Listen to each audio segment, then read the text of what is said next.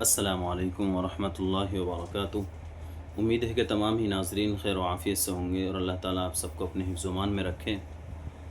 माक़बल में हमने ये बताया था कि अगर कोई शख़्स बिदअत फैलाए और कुरान और हदीस की गलत तशरीह करे तो क्या उसके बारे में उसको आगाह करना या उसके पीछे से बात करना, लोगों को आगाह करना कि भाई ये कुरान और हदीस की गलत तशरीह करता है तो क्या बिदअत है? तो फ़ुक़हा कराम ने कहा है कि ये बिदअत नहीं है, बल्कि लोगों को आगाह करने के लिए ज़रूरी है कि लोगों को बताया जाए कि भाई गलत क्या है और सही क्या है। अगर कोई उनके बातों को लोगों के उनके पीछे के सामने कोई बताता है कि भाई ये लोग बिदअत फैला रहे हैं, तो ये ग़ीबत नहीं है। और उसके बाद हमने ये भी बताया था कि लोग कलमा तय्यबा का विर्द करते हैं।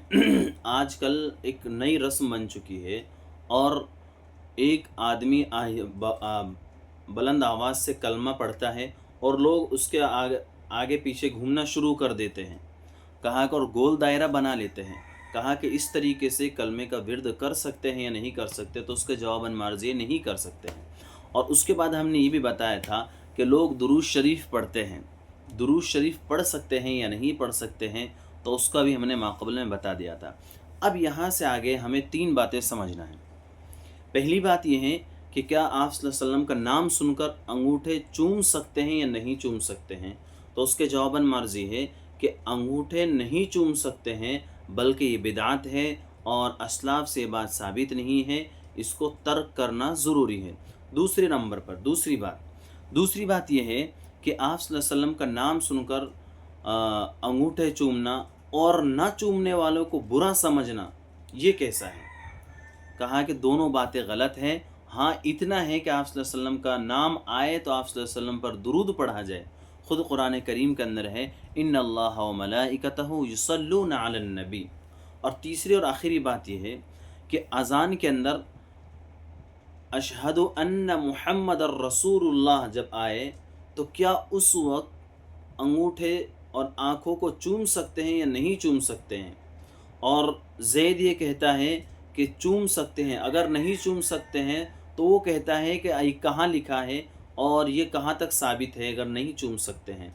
और वो ये कहता है कि न चूमने वालों को लोग बुरा समझते हैं, तो क्या ये बात सही है? तो और वो उसके दलील में ये बात भी पेश करते हैं कि जब हज़रत आदम अलैहिस्सलाम को अल्लाह ताला ने पैदा किया, पैदा करने के बाद जब दुनिया के अंदर आए और दुनिया के अंदर आने के बाद में तो हज़रत आदम अलैहिस्सलाम को हज़रत जिब्राइल ने कहा, ए आदम अपने अंगूठे पर देखो क्या लिखा हुआ है। तो हज़रत आदम ने देखा तो देखा कि मोहम्मद सल्लल्लाहु अलैहि वसल्लम लिखा। तो हज़रत आदम अलैहिस्सलाम ने अपने अंगूठे को चूम लिया था। तो वो दलील पेश करते हैं। तो अब उसके जवाबन मार्ज़ ये है कि जो अशहदु अन्न मुहम्मदर रसूलुल्लाह पर जो अंगूठे जो चूमे जाते हैं, ये सरासर गलत है, बिदअत है, कहीं साबित नहीं है और किसी मरफ़ू हदीस से साबित नहीं है। अल्लामा शामी रहमतुल्लाह अलैह ने कहा है कि किसी मरफ़ू हदीस से साबित नहीं।